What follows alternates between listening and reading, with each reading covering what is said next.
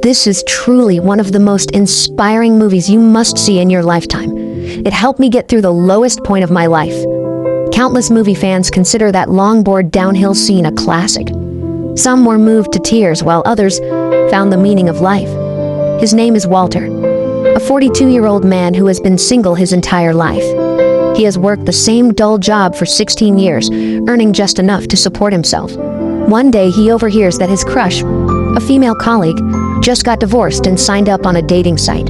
So he secretly registers too, but he realizes he can't even say hi to her. He calls customer service and they tell him his profile is incomplete.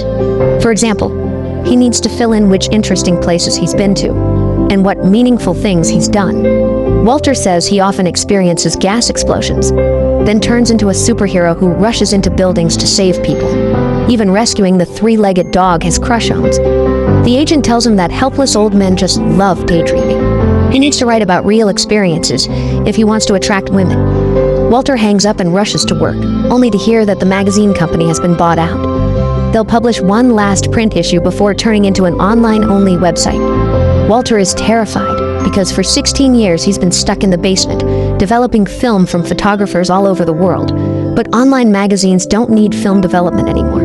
What's he supposed to do now? That very morning, the famous photographer Sean O'Connell sends his final batch of negatives. He also includes a note thanking Walter, saying he's never made a single mistake in 16 years. Sean mentions that photo number 25 is the best picture he's ever taken. He suggested it be used as the cover for the final issue. Inside the package, there's also a wallet, labeled as a gift for Walter. When opened, it reveals the Life magazine motto, a few lines every employee used to take pride in. But strangely, the package doesn't contain the 25th negative Sean mentioned. That's supposed to be his best photo ever, and now it's missing. Just as Walter's head is spinning, his co-worker calls him to a meeting. The executives decide that the final magazine cover will feature Sean's number 25 photo. The new manager asks Walter for the photo in front of everyone, and Walter has to come up with an excuse. After the meeting, for the first time, he gathers the courage to talk to his crush, Cheryl. Cheryl is the one in charge of managing the photographer's packages, so Walter asks if she knows Sean's address. But everyone knows Sean is always on the move. He never uses a phone and no one can ever find him. Walter has no choice but to develop the rest of the negatives, hoping to find a clue. When Cheryl hears there's a problem, she comes over to help look at the photos. This one looks like something strange. That one is a giant thumb, and another shows the sea. Walter leans closer and notices the reflection of a ship's name on the water. With that clue, Cheryl immediately searches the ship online, but the internet is too slow. So she invites Walter to join her at the park while she picks up her son. Walter isn't clingy. While Cheryl is on the phone, he plays skateboard with her son. It used to be Walter's only hobby, and he even won a prize as a kid. When Cheryl finishes her call, she searches again and confirms that the ship is in Greenland. Walter feels crushed. A ticket to Greenland would cost all his savings. When he returns to work, his boss keeps pressing him for the missing photo. The boss even tries to take away the birthday gift Walter just got from his sister. Walter snaps and punches his boss. They both drop the act and start fighting fiercely in the streets of New York, all over a nostalgic toy.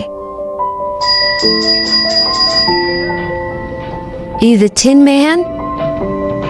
You little oil can? Jesus. Yes, the helpless man is daydreaming again.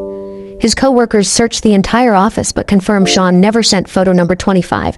There's no other option. Walter must go find Sean himself or he'll be fired. He picks up his briefcase and resolutely buys a ticket to Greenland. It's the first time in his life that Walter has ever traveled so far.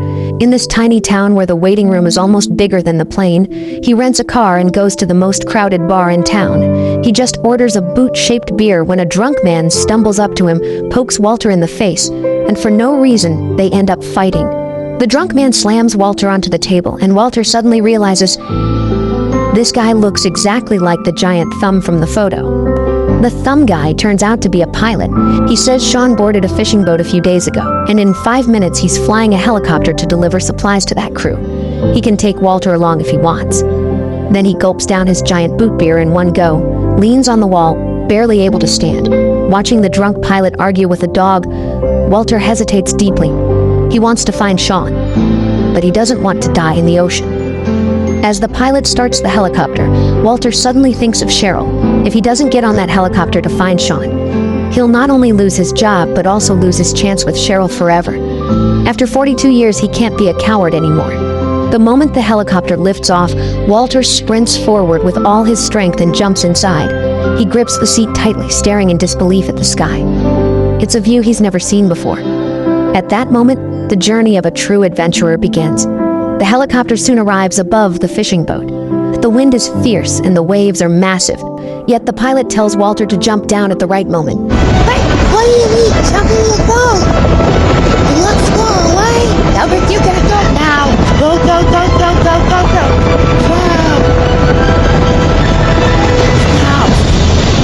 It turns out the pilot meant for Walter to jump into the rubber dinghy on the left, but it's too late now. Walter is already struggling in the sea. The lifeboat is trying to reach him, but just then, a shark spots its prey. It opens its jaws and attacks. Walter uses his briefcase to defend himself desperately. After a few rounds, the ship's captain makes a sharp judgment. He yells furiously for Walter to kill the shark, almost ready to jump into the sea himself like in The Old Man and the Sea.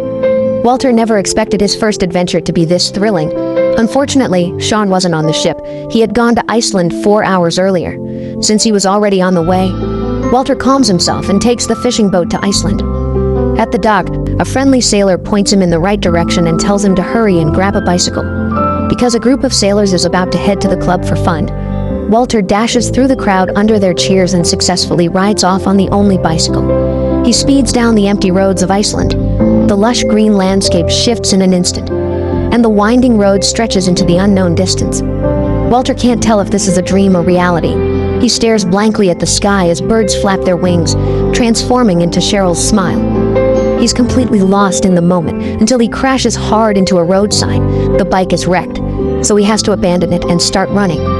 Exhausted, he spots a kid by the roadside playing on a longboard looking super cool. Thinking of Cheryl's son, who also loves skateboards, Walter offers his rubber toy in exchange. The chubby kid agrees, and Walter successfully trades for the longboard. He asks a hotel owner about Sean, and the man says Sean went to the airport in a southern town. Before the man even finishes talking, Walter starts running south. Facing the winding downhill road, he ties stones to his palms for balance, steps onto the board, and shoots down the mountain like a blade being drawn. It's the most exhilarating downhill ride of his life. He crouches low on the slope, leans hard into the curves. His childhood love for skateboarding now becomes his freedom. The cool Icelandic wind blows away his adult worries. For a moment, he truly feels like a boy again. Strangely, the town he arrives at is completely empty. Suddenly, the sirens go off, leaving Walter confused and uneasy. Luckily, the hotel owner who gave him directions earlier catches up to him. They can't understand each other's language, so they're gesturing wildly when a plane roars across the sky. It's Sean, the photographer. He's strapped himself to the top of the plane, flying straight toward an erupting volcano. Walter finally understands what the Icelandic man was trying to say. The volcano is erupting. He quickly jumps into the car, and the Icelandic man slams the gas pedal.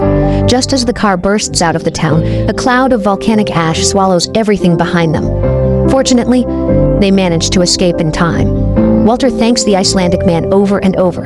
If that guy hadn't come back for him, Walter might have died in Iceland. Later, sitting in a fast food restaurant, Walter calculates his expenses. His savings are almost gone. He feels lost, so he calls Cheryl under the pretense of talking about work. Across the long distance, he tells her everything that's happened over the past 2 days. Their conversation drifts to childhood. He talks about his first part-time job at a fast food place and how his father encouraged him to learn skateboarding. Cheryl is clearly intrigued. It's the first time in years that Walter has truly opened up. At the end of the call, Cheryl says the company has started mass layoffs. But Walter realizes he doesn't even care anymore. All he wants now is to tell Cheryl that he brought her son a gift from Iceland. When Walter returns to New York, his new boss comes to demand the missing photo again. Walter can't produce it, and he's fired on the spot in front of everyone. Before he can even process the sadness, he hears that Cheryl has been laid off too. Summoning all his courage, Walter takes the longboard and knocks on Cheryl's door. But the one who opens it is a strange man. Walter is stunned. He quietly leaves the longboard at the door and walks away with his head down. His money is gone, his job is gone, and his love has slipped away too. Walter is utterly crushed, even starting to resent Sean for the missing photo. He throws the wallet into the trash, then picks up one of Sean's photos and examines it closely. Suddenly, he realizes that the strange picture is actually his mother's piano. Even the chip on the edge is exactly the same. Walter rushes to ask his mother what happened. She tells him Sean came to visit her a week ago. He asked many questions about Walter and learned that the piano was a gift from Walter's father before he passed away. A deeply meaningful keepsake.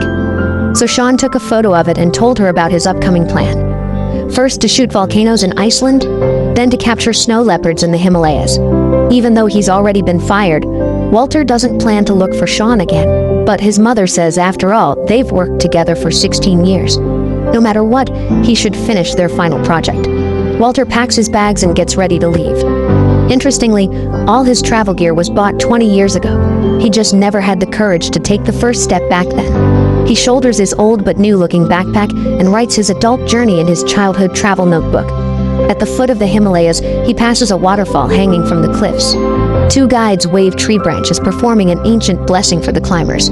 They cross snowy mountains, train by the cliffs, and use leaves as their lunch. In nature, happiness is always simple. They walk across massive glaciers, through biting winds and snowstorms. At 18,000 feet above sea level, Walter's mind drifts like falling snowflakes. Eventually, the two guides stop and point him in the right direction. Alone between heaven and earth, his red climbing jacket burns like a symbol of life. On the journey to find Sean, Walter seems to have finally found himself. At the mountain ridge, Walter suddenly receives a call from the dating website. Just then, someone behind him tells him to keep his voice down. He turns around and sees a man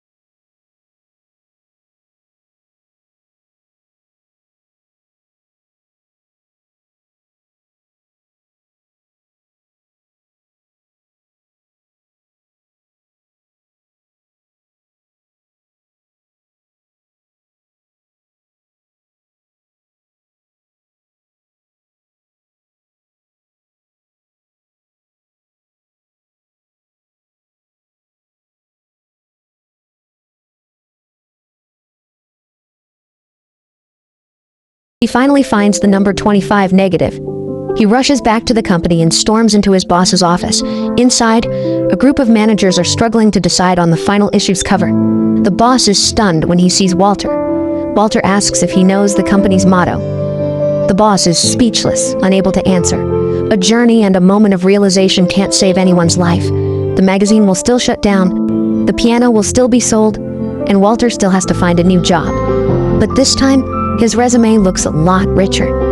On the day he collects his severance pay, Walter meets Cheryl again. He stumbles as he talks about his adventure, and Cheryl takes the chance to explain that the man who opened the door that day was just her ex-husband, visiting their child. The two share a quiet understanding and walk together. Passing by a newsstand, Walter finally sees Sean's number 25 photo. Sean's greatest work, the best photo of his life, is a picture of Walter, diligently working. Life doesn't always have to be filled with adventure like Sean's. Those who can stay dedicated and do their jobs seriously are already brave enough. For those who feel anxious and uncertain, you need to understand. A life-changing book, an inspiring movie, or a spontaneous trip won't instantly fix your life. The world won't suddenly become perfect because of them. Life itself is built from countless moments that pile up over time. You just need to live and work sincerely. There's no need to rush to prove anything to anyone. Just discover and cherish every wonderful moment in your life.